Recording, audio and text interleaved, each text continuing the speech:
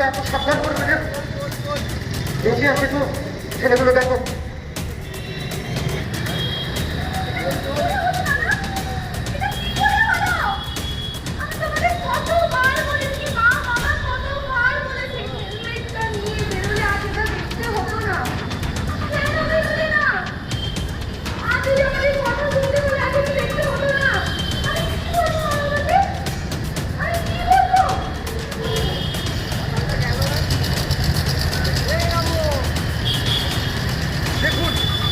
দেখুন আজকে সমাজের অবস্থা, দেখুন আজকে নিয়ন্ত্রণ হারিয়ে আজকে দুজন কিভাবে, একজন মদ্যপ অবস্থায় বিনা হেলমেট পরে আর আরেকজন তরুণ ছেলে কিভাবে এই কিছুক্ষণ আগে তর্কের পর তর্ক হচ্ছিল এই চায়ের দোকানে বসে।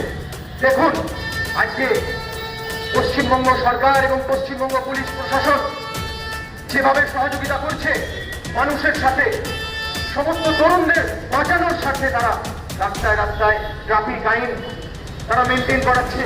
রাস্তায় রাস্তায় দেখতে পাবেন আজকে আপনারা পশ্চিমবঙ্গের প্রান্তে প্রান্তে রাস্তায় রাস্তায় সেখানে বড় বড় করে হোর্ডিং টাঙানো আছে, সেফ ড্রাইভ সেফ ড্রাইভ।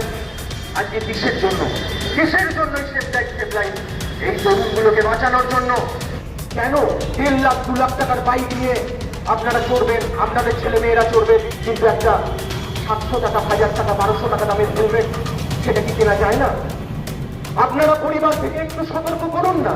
যখন পুলিশ প্রশাসন সরকার থেকে এত সতর্কতা নিয়ে ওরা রাস্তায় রাস্তায় নিজেদের ক্ষুধা নিবারণ ছেড়ে দিয়ে, সমস্ত কিছু ছেড়ে দিয়ে একটু বিশ্রাম পর্যন্ত নেয় নাই পশ্চিমবঙ্গ পুলিশ প্রশাসন, তারা আজকে তৎপর হয়ে আছে কাজেতে।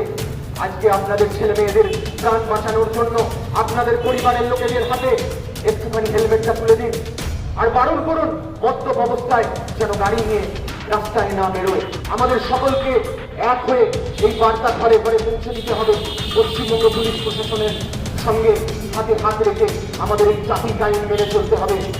তাই সবাই চলুন একসাথে এক হয়ে এই অ্যাক্সিডেন্টগুলোকে রুখে দিন।